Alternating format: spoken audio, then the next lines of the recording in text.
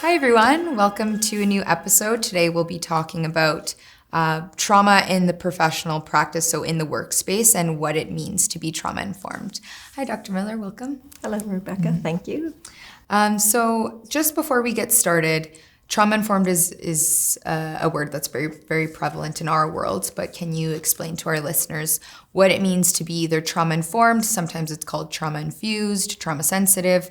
What is trauma informed care for you? Yeah, it's a term used a lot: trauma-informed, trauma-focused, trauma-sensitive. I think the one sentence that I usually say to all students or people that I'm bringing that information to is safety first. So trauma-informed responses are all about safety. So how can I create a safe space, safety in this relationship? It's very much you focused in relation to, I want to honor that space you need so that you as the client or person that you're hoping to help can feel like they are safe and they are going to be validated as you begin to explore that idea of what has happened to you, right? What traumatic impact has happened.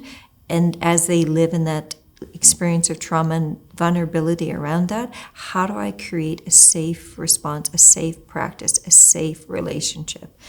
And that is, really thinking about what I'm doing to create true intentionality that this person that I'm hoping to help and respond to has gone through something so horrific, something that's impacted them, and that this relationship, helping relationship, will in some ways allow them to be able to heal or to move forward or to feel recognized, valued in what they have gone through and what they might be hoping to share. Or maybe they don't want to share, and we honor that, because that right to choose to have a boundary is the most important part of a trauma-focused care approach. Mm-hmm. I like your slogan of safety first. Mm-hmm. And I think a big piece of the safety is to make sure what we're doing works for the person we're doing it for. I think that's kind of encompassed in the term evidence-based. So we talk a lot about evidence-based practice, evidence-based research, evidence-based methods, things like that. In layman's terms, what's kind of evidence-based for you, for our listeners who may not know, and why is it really important to use evidence-based practice? Well, as a social scientist and a practitioner, my social scientist brain kicks into evidence-based practice because it's really about looking at the knowledge that's been created thus far, that's come from some kind of good research that's done in a way to benefit people, right? And not just top-down approaches where it's quantitative, statistics and stats, qualitative. Having those relational components in a research relationship where someone is sharing their story and you're looking for themes and responses to understand the phenomena of trauma and the impacts people have gone through and things that are helping them to heal. So evidence-based practice means somewhere someone's done some research.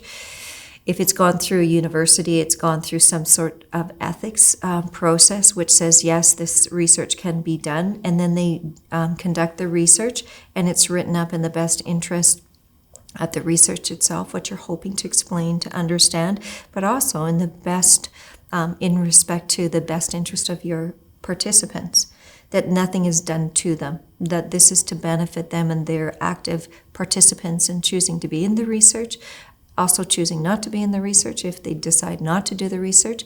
And what are we doing in research to make sure that we have as many voices included? And it's not just done to benefit one group of people, but looking for voices not heard, experiences not known.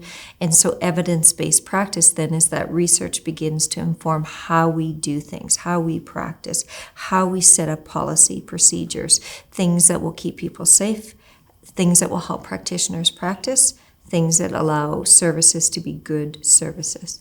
Mm-hmm. And I think you bring up a really good point about qualitative research being really important, especially for trauma, because when we talk about qualitative research, we're talking about experiences that can't be quantified. It really gives the subjects and the participants a voice to explain what it is that happened to them versus someone coming up to, or researchers coming up and trying to assign numbers to a lived experience. So it really allows for the voice to shine through into the research, which is really important for practitioners because then they can hear the data, qualitative data from the people living it versus from the researcher. Yeah, we call it lived experience data. So the data is the lived experience. So I'm focused on qualitative research. I've done quantitative as well, but one of my research areas is qualitative research. Kind of the focus, in this last while, I've been looking at the phenomena of trauma, and then recently the role of self-determination in the healing of trauma, the act of determining which healing works for me. Based on there may be evidence-based practice that says these top 3 things work for your type of traumatic impact and what you've been living with and who you are based on age, etc. But that person would choose, and maybe none of those 3 work, and actually they'd like to go into equine therapy, and they've heard that working with horses would be better than trauma-focused care and EMDR, eye movement desensitization re-regulation therapy, which we'll talk about different therapeutic responses in another episode. But they choose not to take any of those 3 evidence-based practice recommendations, and they ask for something else. That within itself is the most healing component for that individual around living with trauma. That is what my research is saying, is that it is the person in the choice that gets to then make decisions, because when traumatic impact happens, you don't get a choice to be safe. It happens to you. If I'm going to heal, when the healer is seeking to heal, or the person is seeking to heal, they become the healer when they choose. Because now I get to choose. And so evidence-based practice gives us frameworks to say these are responses that work for certain populations based on what we know at this time. Because research is only as good as its time. But there's more things happening, more knowledge yet to be uncovered. That's why research needs to be progressive. And there are new research responses to trauma, such as psychedelic therapy is showing up a lot. There are many new things coming that are out there and being researched. And all of that evidence-based practice still has to come back to the person living with the trauma. And the most important piece is they're empowered to self-determine. Right. So evidence-based practice, excuse me, evidence-based practice can only take you so far. If the person isn't choosing that and isn't feeling empowered by that choice, then there's a gap. Yeah, there's a gap and potential harm. Yeah. Because if it is something that's done to them, that's the premise of all traumatic experience. Someone does something to, or something happens to someone, they didn't get the choice. And suddenly it does not become trauma sensitive anymore. Right. When we talk about the workplace itself, creating a safe and supportive environment that's trauma informed and sensitive is also important for the employees within it. Who have maybe experienced trauma themselves a lot of the time. So what are some policies or implementations around fostering healing and well-being that can be implemented just to create an environment and workplace of safety and autonomy, choice, and all of those things that we want to establish? Yeah, it's multifaceted because, as you noted, that a lot of times in doing this work, there is an impact, right? So it's a vicarious trauma. You're constantly in the stories of other people's traumatic experience, which can be quite complicated. And there's a certain amount of, space and time needed for practitioners to be able to, heal and to take care of the impact that they're going through in relation to the work they do. So, a trauma-focused clinic or environment, there needs to be a lot of education and awareness around what could be the potential impact. What are the signs we might see in ourselves and in other people? Other people we work with, how do we begin to create environments where you feel like you can be healthy? And, things like windows matter, plants matter, things written in a way that are meaningful to encourage people to take care of themselves or be included in things. Sometimes basics, food and water, because some of that impact, once it happens, people don't really know until they're in it, and they might need more space just to do basic care. Time off, ways to recover yourself isn't really important. Nature can be a part of that. Just making sure that people have avenues to be able to respond to their own impact, but also looking at how your clinic and or procedures are set up And this is an ongoing process. So some of it is to establish something and then to review and to find more education and to look at what research says and what other people are doing and what other environments that, you can look at to see what are colleagues doing, or there's new practices for your staff. And then safety in your workplace, that if people have concerns, they can bring it up. And how do we create opportunities to talk about that so people feel heard and validated, and then looking for feedback and trying to implement things as people, bring new ideas in. And I think too, also the clients tend to give you some feedback. What felt okay, what didn't feel okay, and that could be just the way they're approached as they come into a building, or is the building well lit up? Is there security if they're coming out, after 6 o'clock? What is that whole environment looking like? Because if it's a dark corner somewhere and, sessions are late at night, that for some people will just activate them into more of what's at their core of the trauma, where they weren't safe at night. Mm-hmm. I think you bring up a really good point about just collaborative work in every workplace, not just within psychology, but the idea of being able to learn from each other and being open to feedback informed care, I think, is a really notable piece of what contributes to trauma-informed care. Mm-hmm. Because some professions and practices, there isn't safety to say, what is really happening, what has impacted you in your work. And because of that, people live with that silent suffering, I call it.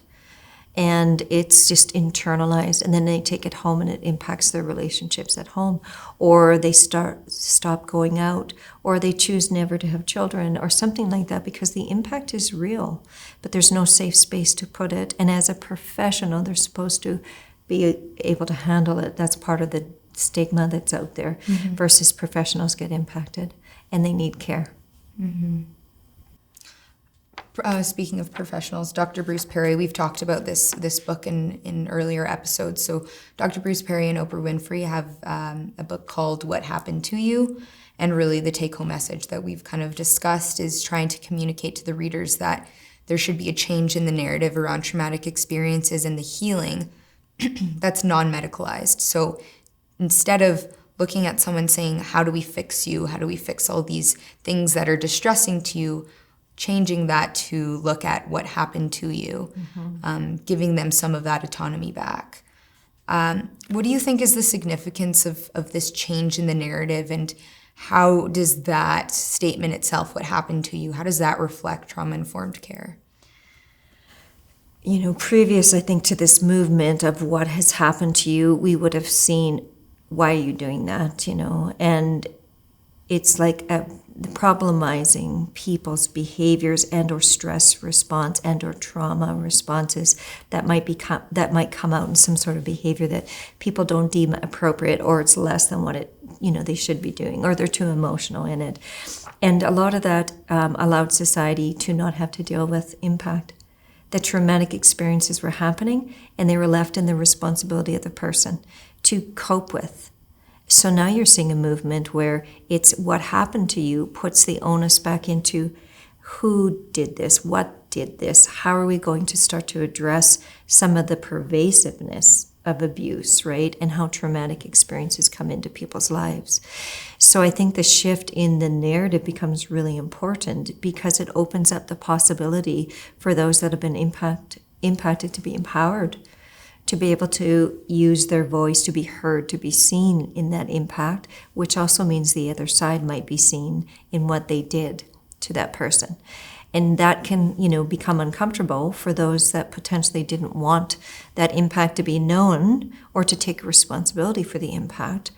And that creates another kind of narrative out there when we start to look at how people are being impacted, understanding these trauma stories. So it's empowerment for those that have been impacted to be able to now go forward and seek ways that they can heal, hold social justice is some of it, to hold justice against those that have harmed them, or society to be held responsible for some of the things that happen to groups of people.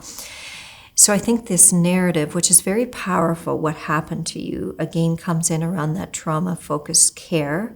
It comes in around any trauma-focused relationship where we begin to explore and to want to understand, which means I share power with you because I want to know who you are in that experience. And ultimately, that will empower, the person will feel empowered to be able to tell their story in a safe way. And from that comes healing. And from that can come justice and other ways to, engage and involve services and responses that will help us, right? Live in a less traumatic society, a less violent society, a less stigmatized society, that people, that are showing signs of not coping as well, it's not what's wrong with them, it's what has happened to them. What do we need to understand? And I see this for the next generations. I see this in the classroom all the time. Kind of this curiosity and this want to understand, like, why is this happening? Why is it so pervasive? Why aren't we doing more about it? And then there's also this burden of, this is the world we're going into, where there doesn't seem to be a solution. But the solution is in asking some of these questions. What happened to you? Because the more we understand that, the more we can respond to what do we need to do differently? How do we prevent? How do we stop? How do we address? How do we hold, justice in these areas that haven't been held, right? Or people and systems haven't been held accountable. Mm-hmm. That's where the future is, right? That's where hope can exist. And that's where many young people, they want to find hope. They don't want to carry this intergenerational piece or they're preparing for the next big worse something. They want to know you can live free and live empowered, which they have a right to. Mm. So with this change in dialogue, you've mentioned the word empowered. We've talked about the word choice and autonomy already. When we look at the research around what the models are saying of what trauma-informed care is, they use those words exactly. So they talk about empowerment, choice, collaboration, so giving people the choice to collaborate on their treatment, safety, putting things around, like you mentioned, in the workplace to create a sense of safety until the client or the person can choose that they feel safe, trustworthiness, all important elements of trauma-informed care. Can you speak to the importance of how of implementing those into a care plan and just into your work on a day-to-day basis? Mm-hmm. Well, I think some of it will start with the education. Like, the practitioner comes with an intention to engage a trauma, informed or trauma-focused care practice of some sort. And they are looking to create those relationships with someone that is seeking some sort of trauma care, in knowing that there's a certain responsibility to hold a certain amount of knowledge. What does it mean even to practice from a trauma-focused lens? Who are the people I'm practicing with? What is the education I need to know? Because you then can be the bridge into, right, bringing information, bringing evidence-based practices so that the person can understand as much as possible what are some of the options, what are some of the services, what are some of the ideas, even around how we can heal the impact of traumatic experiences, something we call living with trauma. And if you can bring that to someone with the integrity that they have a right to choose, right? It's not just, well, I know this because I know this. I only know something, and there's a lot I don't know. But the something I know I'll bring to you. And you will know through a supportive relationship if at this time you choose, right, to want whatever that service is, and or the steps taken to begin some sort of therapeutic work. And if you choose not to, I honor that part of your story too, because that's a really important part. If someone says, no, I don't think this is the right space or the right time or the right, whatever you're proposing from evidence-based practice, some kind of service, that in itself is they're taking back their power. Mm-hmm. Right? I think a lot of what you're speaking to is something that I'm learning about right now is the idea of professional competence. So being able to be aware of when there's more that you need to find out about something before actually going into the community and practicing it as well. Mm-hmm. Yes, there's a lot of awareness needed And education, I mean, it takes a lifetime to educate yourself to live in the complexity of a lot of what this world has experienced, is experiencing, will experience. Human nature is very complicated in many ways, and yet the uncomplicated part is that we seek to be known, to have some level of safety, and to know that we matter in this world. We're driven, we're wired for that. That's why we survive. Yet there's so many experiences that are created that people end up going through that can bring a lot of complexity and take away from that inherent drive to know we matter and to survive and to thrive. Because really we are seeking to thrive. That's why we create and we try again and we look for hope. But sometimes based on traumatic impact, we end up doing a lot of surviving for periods of time. Mm-hmm. So really, when we talk about professional practice and trauma in professional practice, it's going to show up. So a way that we can start to be attuned to this trauma that's coming into the clinic or coming into the practice of the community is to start to change this dialogue and the narrative to fixing things and treating it as a medical office to instead being a place for a conversation that's helping people feel empowered and have choice and collaborate and some seeking support versus here, come in so we can help fix you. Mm-hmm. Because a conversation is a space where we both show up. And if I'm willing to seek to understand, it might be the first safe space that you've been seen. That's a lot of good trauma work right there, starts right there. If you don't have that, you're not going to do trauma work. You're going to do something that you hope will work, but the person isn't seen, they're not safe to be seen. So they're not going to show up. They show up, but they don't show up. Mm-hmm. They don't bring their deepest truths. And that's a really important piece because a lot of, good education is we got to get there, we got to get there. You got to know, you got to do, you got to, how many hours, all of that. But in that, do we really learn how to just show up with true intentionality to see the other person and to hold space without judgment and to let them decide how much they can bring into that moment, that conversation. And Sheldon Kennedy said this somewhere in his work that a child tries to talk about their abuse 7 times before they're heard. So what happened in the previous 6 times? Probably conversations where people didn't just slow it down and pay attention and ask them, how come you don't like going to that event anymore? Or why don't you want to go to that person's house anymore? You used to really like to go. Versus, come on, we're going. It doesn't matter how you feel. We got to get there. So that shutting down that happens or the not opening up, right? Mm-hmm. So really implementing trauma-informed care into any practice is the first step in trying to ensure that someone doesn't have to go 7 times before they feel heard. Yes, right. Yes, that it's first time the conversation is to open up the possibility that they can come into that conversation with some sort of lived experience, truth that works for them. Mm-hmm. And sometimes I say, put your pens down, your papers down, and just create space, right? Because a lot of professional work can be the pen, the paper, the computer, and away we go. Mm-hmm. But true trauma-focused care is really about sitting down and creating space, and then starting a conversation to understand the person that you hope to provide care for. Thank you, Dr. Miller. You're welcome, Rebecca. Thank you, everyone, for listening. That's all for today. Any closing thoughts, Dr. Miller? No, thank you for this time, and I'm looking forward to doing the other episodes, and thank you for listening for today's episode.